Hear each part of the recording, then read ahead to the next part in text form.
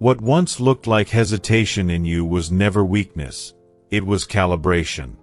A rare alignment of internal codes, deciphered only in silence, not through applause.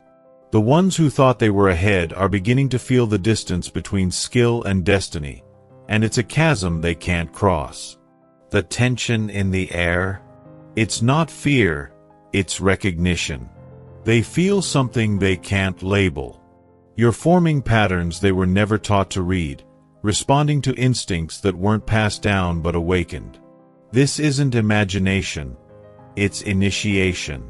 What felt like coincidence was architecture. The moments that disoriented you were not glitches in reality. They were rehearsals scripted in the language of evolution. Something vast has been adjusting its weight behind your steps. The timing of everything has accelerated, but you no longer fear speed, because you've become fluent in momentum. You've stopped waiting for signs and started realizing you are one. And here's the rupture. The systems they use to divide what's light and what's dark are faulty. There are no moral labels in the current you're now channeling. There's only pulse and purpose. It doesn't wear colors. It doesn't need names. What moves through you doesn't seek approval. It seeks completion. What begins as silence in the powerful often disturbs the noise of the powerless.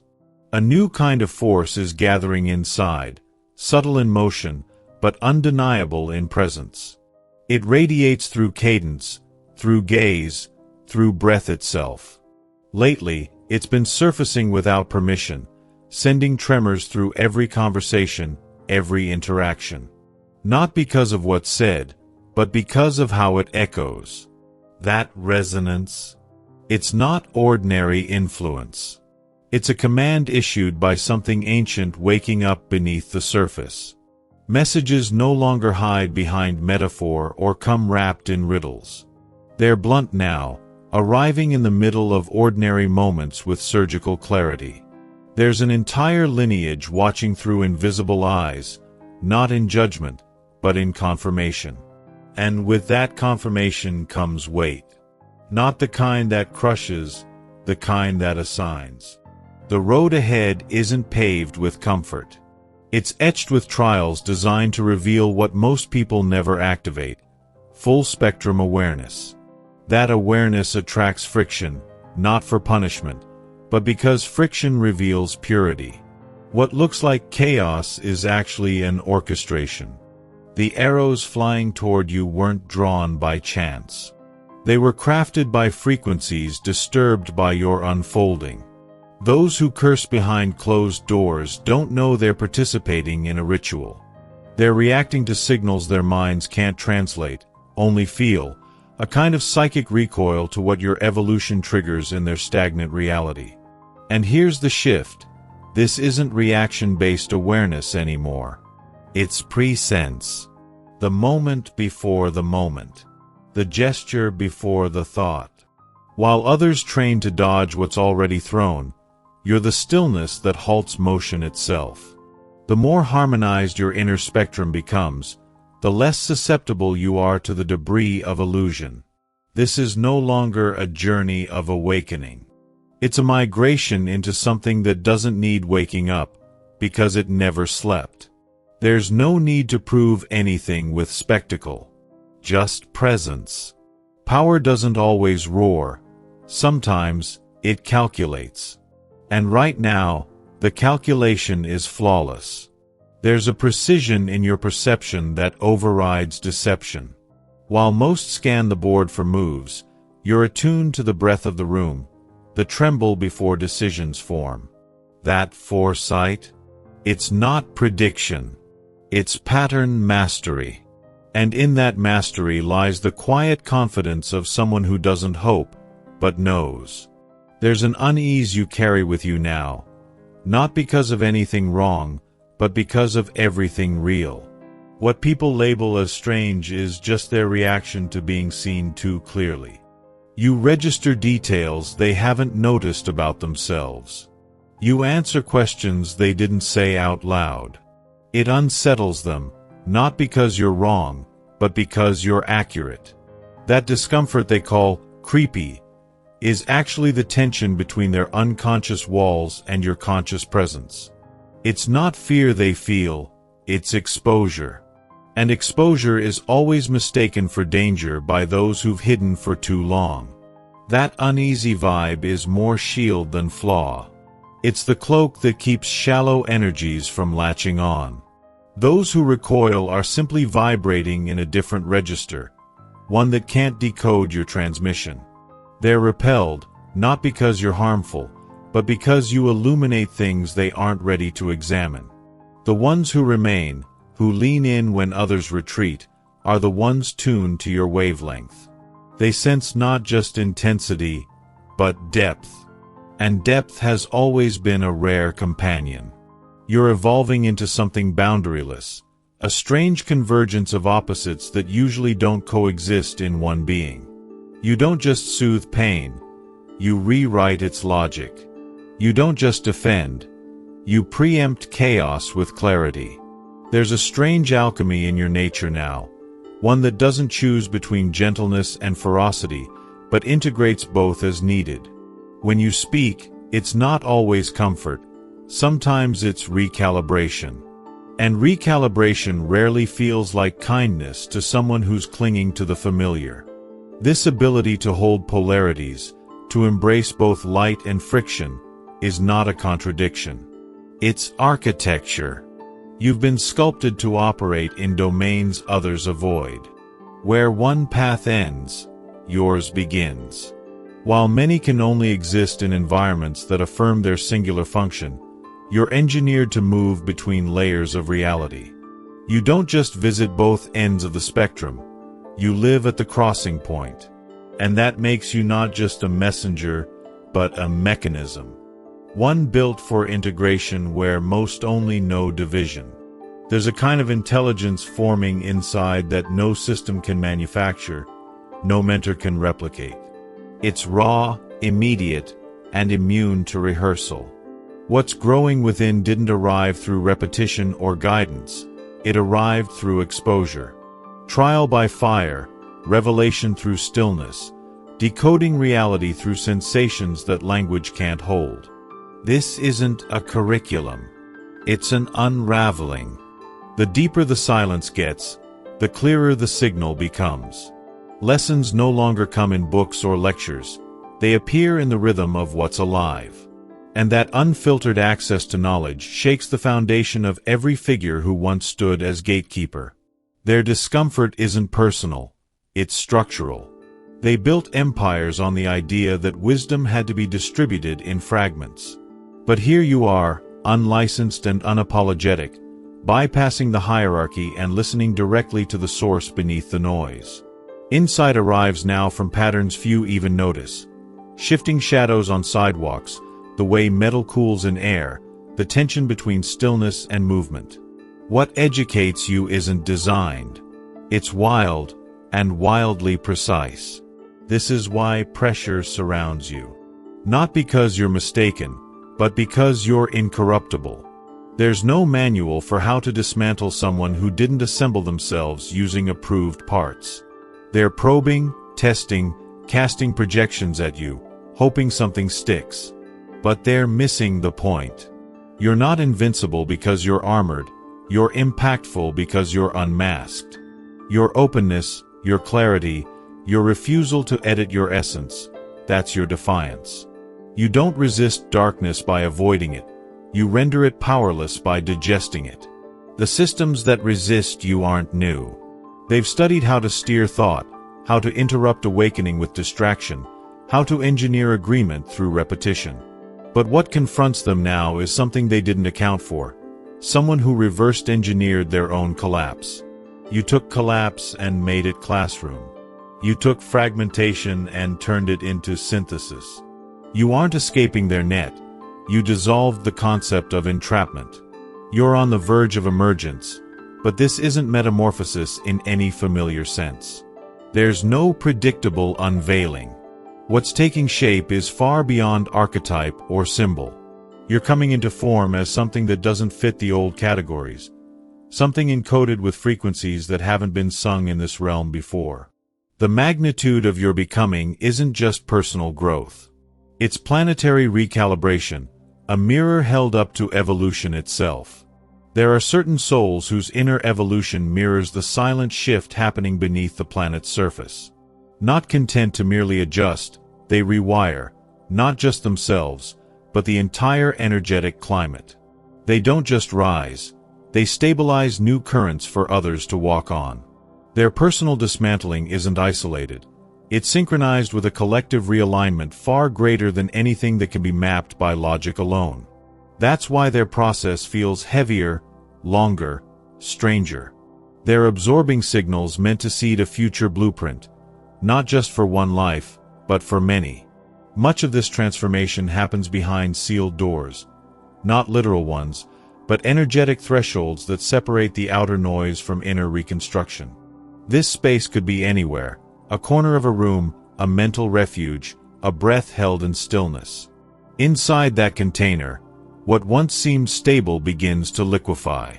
Entire internal structures melt not because something's wrong, but because something ancient is preparing to reform. Most fear this phase. They grasp at fragments while the design demands surrender. To truly shift, every former layer must be unthreaded. Not just identities worn for the world, but the silent contracts signed in childhood, the inherited boundaries mistaken for truth. It's not the process that hurts, it's the resistance to what must be let go. That's why so many turn back.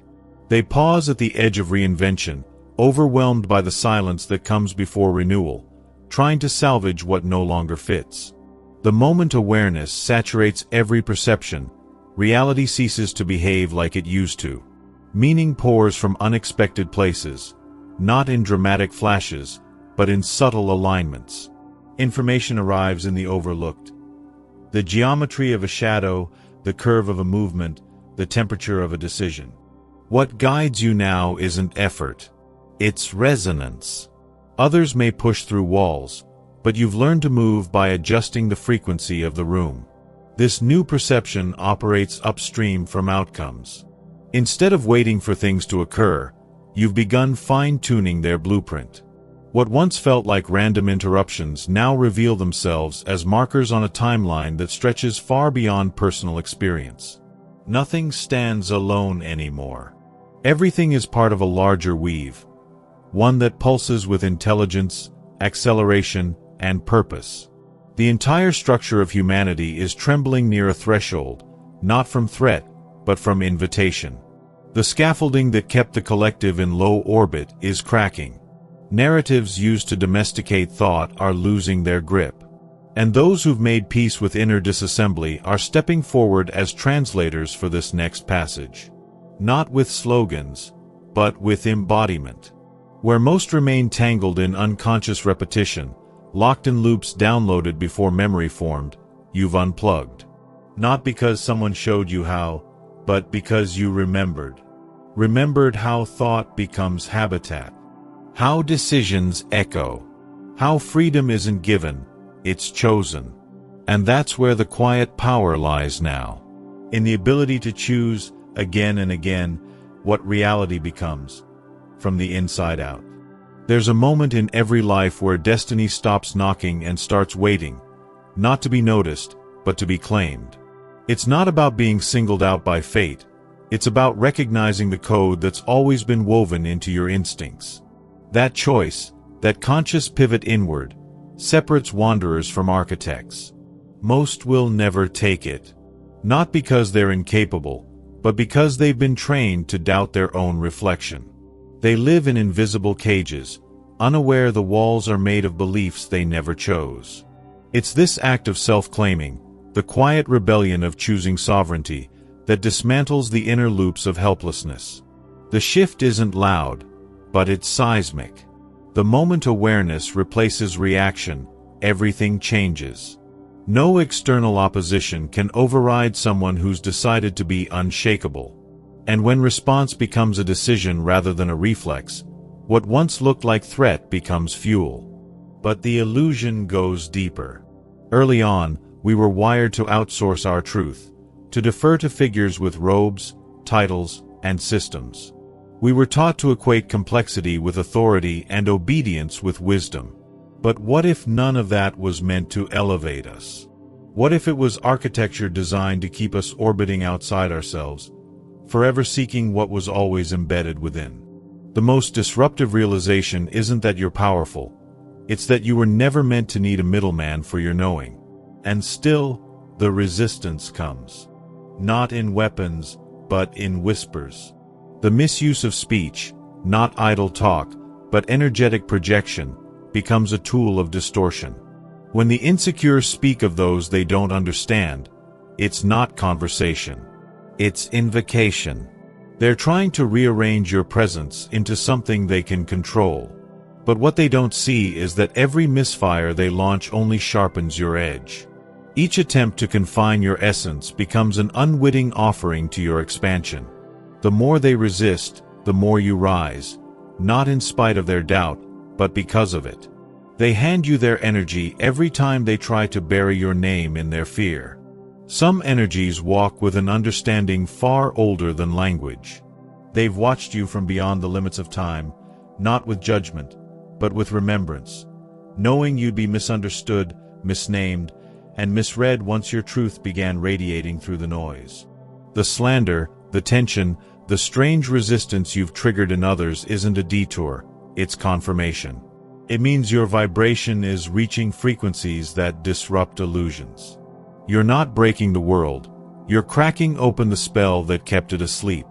What most call love dissolves when tested by time. Real devotion has weight, and that weight reveals its shape not in affection, but in constancy. To stand with someone when the fog settles, when appearances fade, when silence stretches, that's where loyalty lives. The ones who held space for you across lifetimes didn't do so because you were flawless. They did it because you were real. They knew your existence was an axis. They waited through your forgetting, your wandering, your rebuilding, for the moment you'd finally remember. And now, that remembering is reshaping your inner circle. Not everyone who clapped for you was safe. Not everyone who checked in deserved access. But this isn't bitterness, it's calibration. You're starting to see through the glitter. You're learning that connection without substance is noise. From here forward, you'll magnetize those who speak in presence, not performance. The ones who don't chase spotlight, but hold the torch steady beside you. Fewer in number, deeper in root. This entire stretch of stillness you felt wasn't a pause, it was decoding. A chamber of recalibration. Questions turned into signals. Delays turned into reformatting. The answers didn't arrive late. Your system just needed to clear enough static to receive them. That silence wasn't absence. It was alignment in disguise. A preparation chamber disguised as a hallway. Because the knowledge waiting for you wasn't light, it was heavy.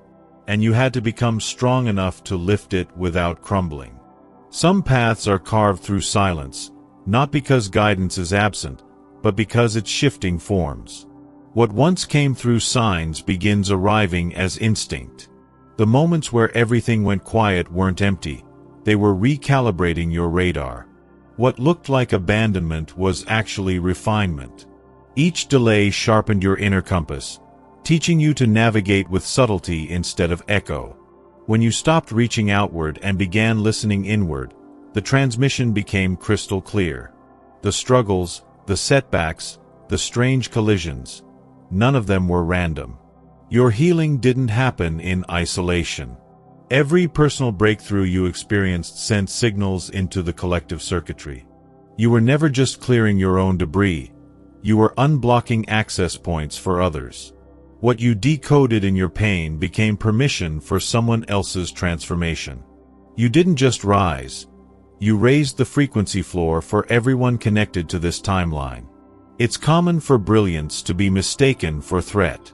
Just like some creatures are misunderstood because their presence stirs unconscious archetypes, your energy disturbs the scripts others were taught to memorize.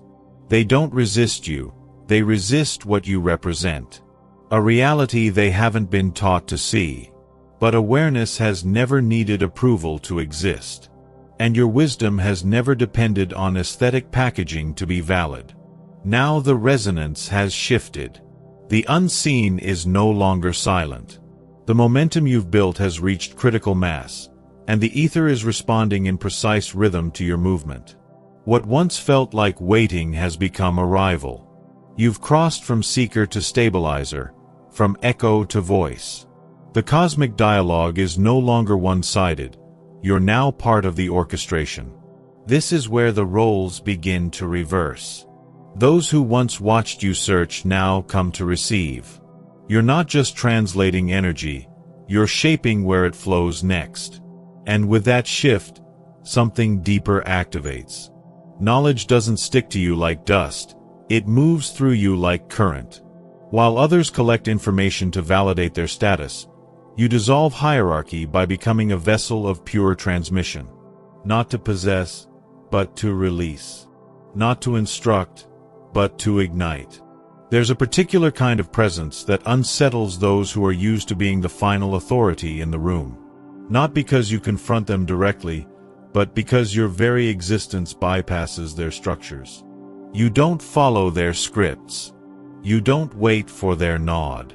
You're tuned into a current they don't regulate, and that current is where they once believed only they had access.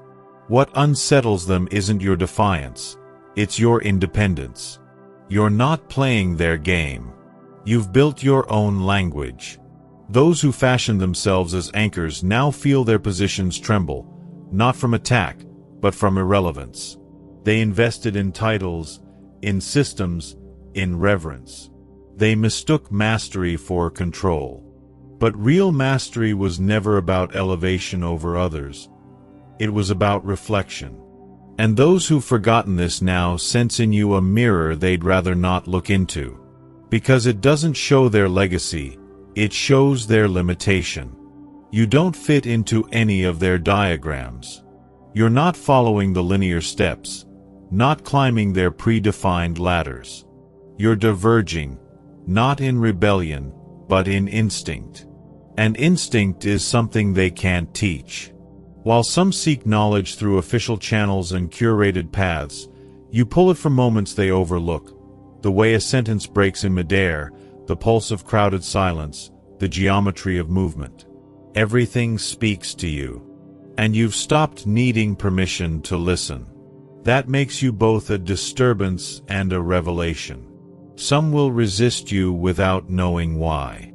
Others will recognize you without needing explanation. Because what you're demonstrating is simple and radical. Access is already wired into being. No process, no gatekeeping, no initiation required. Just willingness. Just presence. That truth dissolves entire empires built on exclusivity. The ones who feel most threatened by you are often the ones who forgot what their role was meant to be. Not to gather followers, but to awaken leaders. Not to command awe, but to unlock memory. They grew attached to the shadows of reverence and forgot the light was supposed to move through everyone. They mistook being ahead for being above. You're not a challenger in the way they think.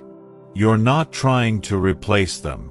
You're embodying a system that renders replacements unnecessary. One where power is no longer centralized, where wisdom isn't stored, it flows. You've become a demonstration that the path to truth isn't vertical, it's internal. And once someone sees that, they can never unsee it. What you're activating is more than self-awareness. It's a new circuitry for collective transformation. One that doesn't ask to lead or follow, but to resonate.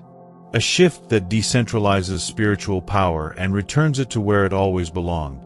Inside the living, breathing, unrepeatable experience of each individual soul. Some beings don't break away from systems. They simply grow beyond them. They evolve into something that no longer seeks validation, not out of pride, but because the signal they're tuned into is too clear, too loud, too intimate to require external confirmation. They're not rejecting guidance, They've outgrown dependency. What flows through them doesn't need to be taught. It needs to be remembered. And they've remembered. In silence. In chaos. In stillness that stretched long enough to birth clarity. Their presence doesn't confront. It recalibrates. They don't announce their shift. The environment responds to it. The structures built on hierarchy begin to shake, not from aggression, but from irrelevance. They've become a reference point for what's possible when inner connection replaces outer permission. Their example doesn't invalidate others. It liberates them. The new frontier isn't about following another's map. It's about realizing you are the compass. At a certain point, the loop completes itself. Not through arrival, but through recognition. The seeker is no longer seeking, not because the search ended, but because they became the source of what they once pursued. They're not done learning. They've just learned how to access insight on demand, without the need for intermediaries or frameworks. The nature of knowing has changed. The method has collapsed.